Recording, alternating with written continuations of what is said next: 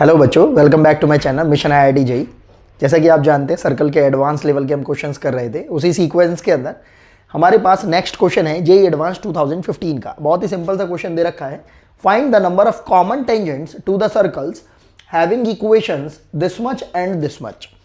इस क्वेश्चन में करना कुछ नहीं है, बस आपको बेसिक रफ फिगर को ड्रॉ करना है और उसके अंदर ये आपको ट्राई करना है पता लगाने का कि क्या इन दोनों के दोनों सर्कल्स के सेंटर के बीच का जो डिस्टेंस है वो रेडियस, इन दोनों की जो रेडियस होगी उनके सम के इक्वल होगा या नहीं होगा।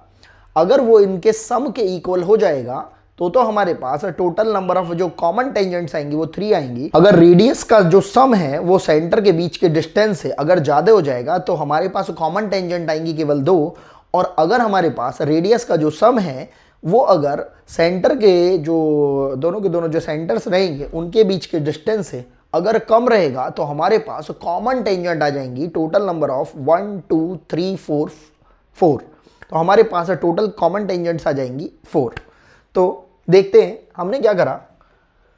एक बेसिक रफ फिगर को बनाने के लिए सबसे पहले एक्स वाई एक्सिस को ड्रॉ कर लिया और इस सर्कल की इक्वेशन से जब हमने इसके सेंटर कोऑर्डिनेट्स को कैलकुलेट करा तो वो कितने आ रहे हैं 2,3 और रेडियस आ रही है हमारे पास under root of G square plus F square minus C और ये कितना हो जाएगा प्लस का 12। मतलब ये हो रहा है हमारे पास अंडर रूट ऑफ 13 प्लस 12, मतलब ये आपके पास आ गई है 5। इसी तरीके से जब हम इस वाले सर्कल की बात करेंगे तो यहाँ पर जो हमारे पास सेंटर पॉइंट आ रहे हैं वो कितने आ रहे हैं -3 एंड -9 और जो रेडियस है वो आ रही है हमारे पास अंडर रूट ऑफ 3 का स्क्वायर प्लस 9 का स्क्वायर एंड -26। ये हो जाएगा हमारे पास under root of 9 plus 81 minus 26 और ये हो रहा है हमारे पास अंडर रूट ऑफ 90 माइनस 26 जो कि किसके इक्वल आ रहा है अंडर रूट ऑफ 64। मतलब ये हो जाएगा हमारे पास 8। अब हमारे पास रेडियस आ गई है, सेंटर कोऑर्डिनेट आ गए हैं, हमें केवल और केवल इसको ड्रॉ करना है।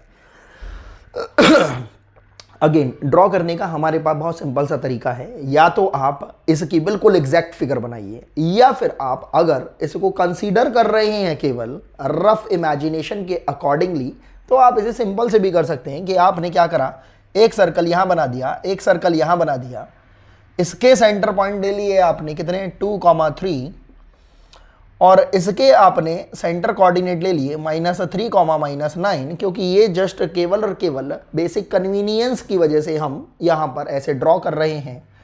इसकी रेडियस को अभी के लिए आपने कितना मान लिया है, कैलकुलेट किया है क्योंकि 5 और इसकी रेडियस को आपने देख लिया वो कितनी आ रही है, लेट्स से 8।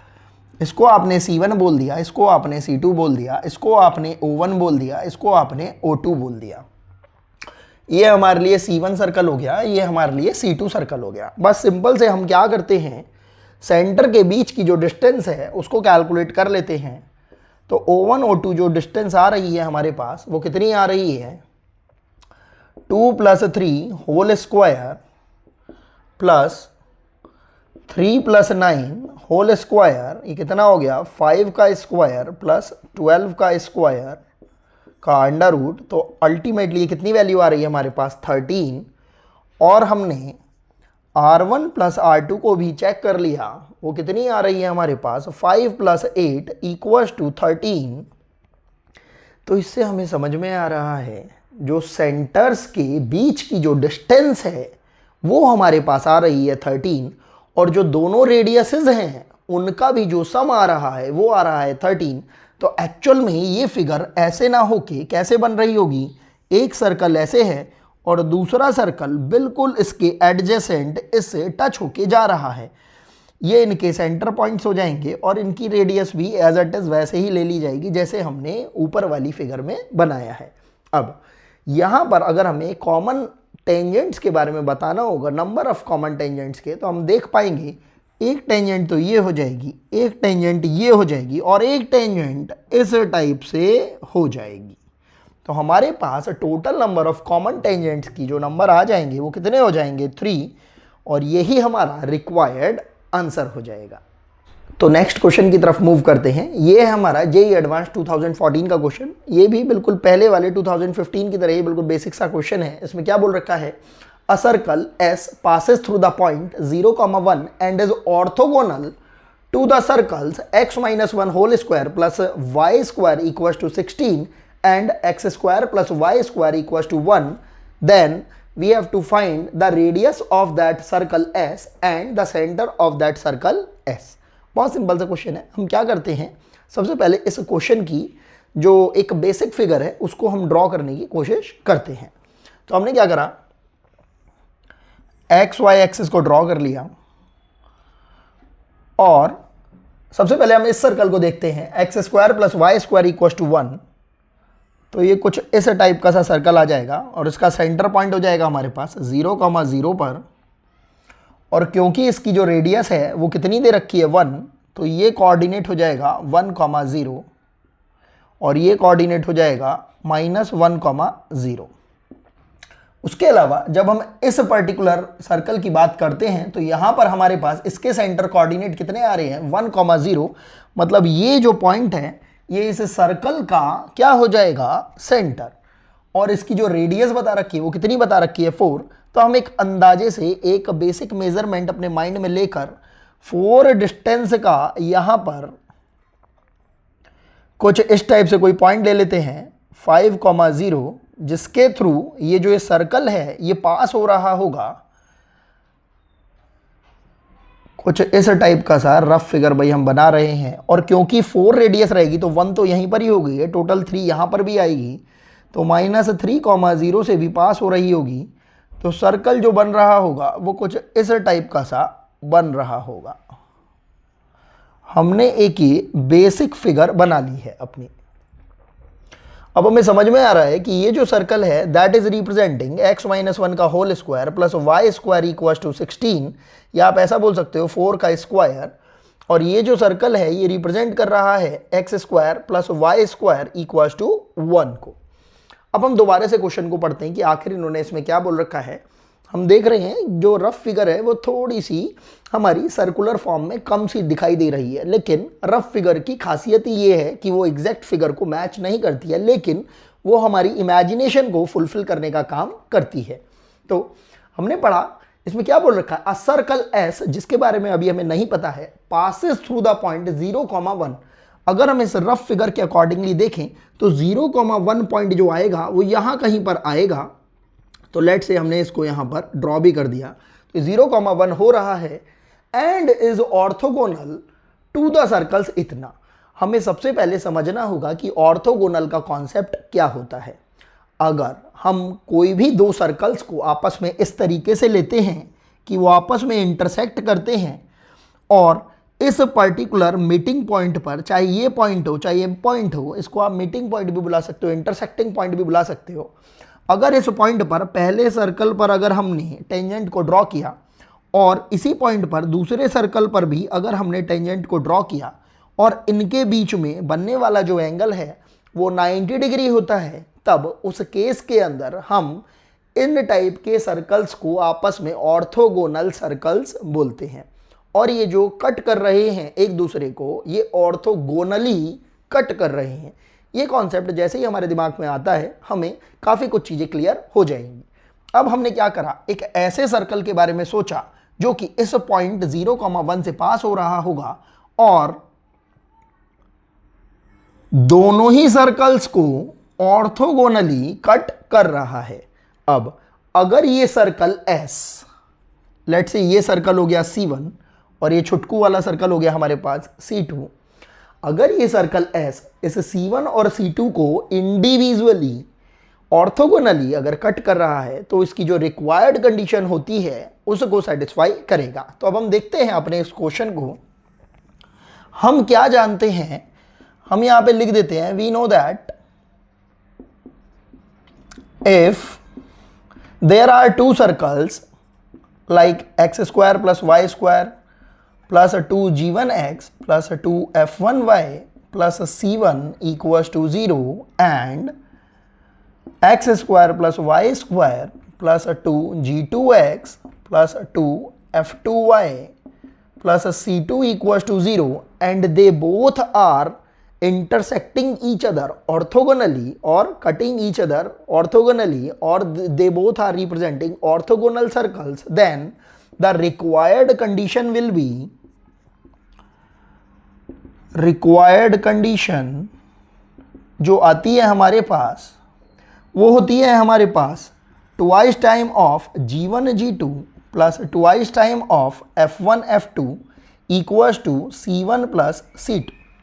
जैसे ही हमें ये रिक्वायर्ड कंडीशन अपने दिमाग में याद आती है वैसे ही हम डायरेक्टली इस क्वेश्चन के अंदर इसको अप्लाई कर सकते हैं। बस यहाँ पर ध्यान रखना है कि जो हमारे पास ये इक्वेशन दे रखी है ये इस स्टैंडर्ड फॉर्म में नहीं गिवन कर रखी है, क्योंकि ये जो इक्वेशन है इसमें तो x और y का सिंगल पावर वाला जो टर्म है वो तो अवेलेबल ही नहीं है, तो इसलिए हम इस इक्वेशन को ऐसे ही यूटिलाइज करा सकते हैं।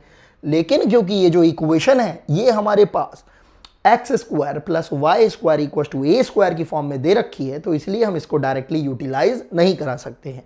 तो हमने क्या करा, इसको यहाँ ऊपर इसको इस स्टैंडर्ड फॉर्म में कन्वर्ट कर लिया। तो ये हो जाएगा x square plus Y square minus 2x और यहाँ पर प्लस 1 आएगा, ये माइनस का 16 हो जाएगा, तो हमारे पास कितना हो जाएगा प्लस का 15 इक्वल्स टू 0।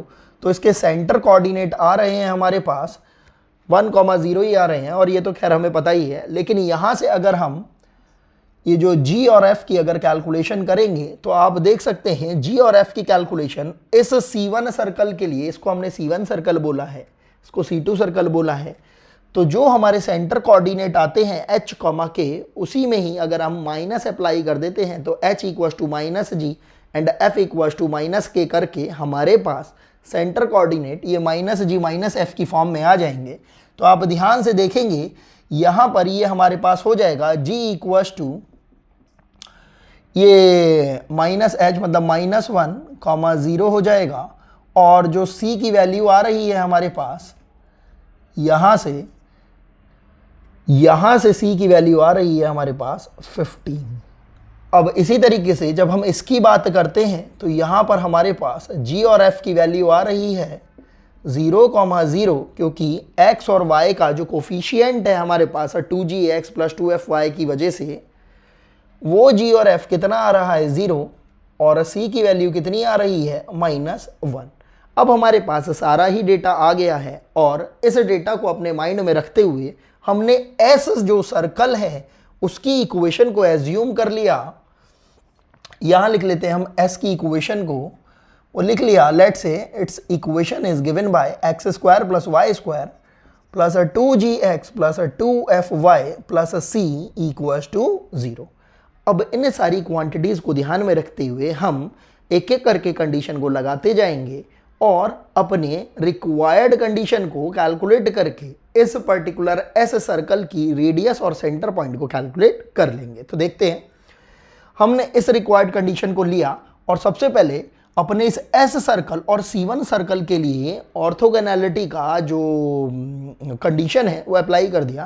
तो कितना हो जाएगा हमारे पास ट्वाइस टाइम ऑफ G1 जो है हम अभी के लिए किसको रिप्रेजेंट करवा रहे हैं C1 के लिए, तो ये हमारे पास हो जाएगा -1, और G2 जो है अभी हम अपने रिक्वायर्ड जो S सर्कल है उसको रिप्रेजेंट करवा रहे हैं, तो ये हो गया हमारे पास G plus twice time of F1 की वैल्यू यहाँ पर कितनी है 0 है, और F2 की वैल्यू हमारे पास कितनी हो जाएगी F इक्वल्स टू C1 की वैल्यू हमारे पास यहाँ से कितनी आ रही है 15 प्लस C2 की वैल्यू हमारे पास अभी के लिए कितनी आ रही है C, हम देख रहे हैं यहाँ से कितनी वैल्यू हो रही है 2G, इस पूरे की वैल्यू कितनी हो जाएगी 0 equals to 15 plus C, let's say this is equation number 1।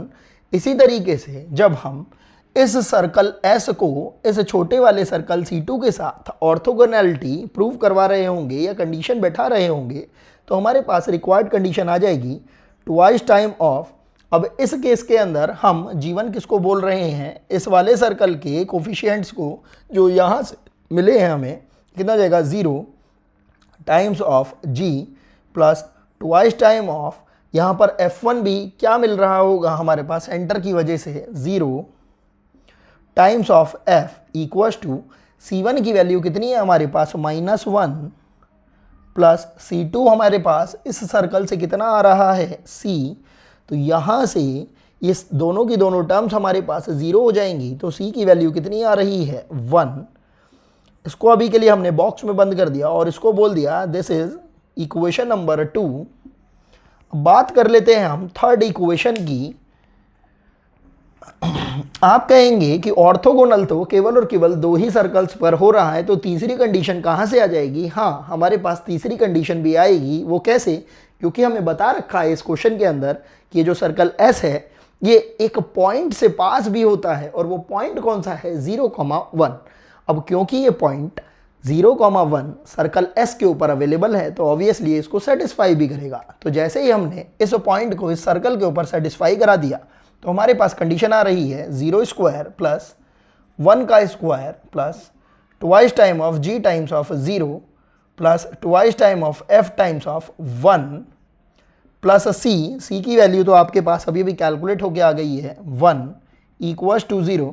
तो देख रहे हैं हमारे पास क्या क्या बच रहा है 1 plus 2f plus 1 equals to 0, और यहाँ से f की वैल्यू कितनी आ रही है -1।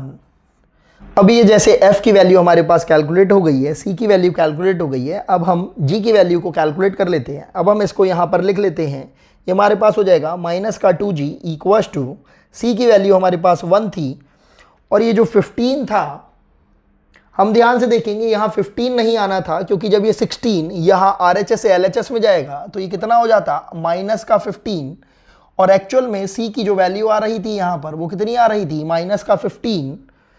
तो यहाँ पर भी ये -15 हो जाएगा, और यहाँ पर भी ये -15 हो जाएगा, और ये यहाँ पर भी -15 हो जाएगा। तो ये कितनी वैल्यू आ रही है -14, और g की वैल्यू आ रही है आपके पास 7। तो g की वैल्यू 7 आ गई है, f की वैल्यू -1 आ गई है, और c की वैल्यू 1 आ गई है। अब आपको रेडियस भी कैलकुलेट करनी है, तो यहाँ से centre point of this s तो आ जाएंगे। लेट्स से इसका सेंटर पॉइंट यहाँ कहीं पर है, तो सेंटर पॉइंट होते हैं -g -f के इक्वल, जो कि कितना हो जाएगा -g से ये -7 और -f से ये 1 हो गया। तो -7,1 हमारे पास ये ऑप्शन करेक्ट हो जाएगा सेंटर के लिए। अब बात करेंगे जब रेडियस के लिए, तो रेडियस आती है हमारे पास r = g² plus f² minus c करके, ये हो जाएगा हमारे पास √ g की वैल्यू हो गई 7 का स्क्वायर मतलब 49 प्लस f का स्क्वायर मतलब 1 एंड माइनस c की वैल्यू थी 1, तो ये हो जाएगा 1। तो r की वैल्यू आ रही है आपके पास 7, तो ये आपके पास जो रेडियस आ जाएगी इसकी ये हो जाएगी 7। तो हम देख रहे हैं रेडियस हो जाएगी हमारे पास 7। तो हमारे पास 2 ऑप्शन जो करेक्ट आ रहे हैं, क्योंकि मल्टीपल चॉइस का ही क्वेश्चन था, B and C option will be the correct option. I hope आपको ये क्वेश्चन समझ में आ रहे होंगे। अगर आपको किसी भी क्वेश्चन में कैसा भी कोई डाउट आता है तो प्लीज़ आप कमेंट सेक्शन के अंदर मेंशन करिए। अगर आपको वीडियो पसंद आए तो आप वीडियो को लाइक करिए, सब्सक्राइब करिए और ज़्यादा से ज़्यादा शेयर करिए। Thanks for watching.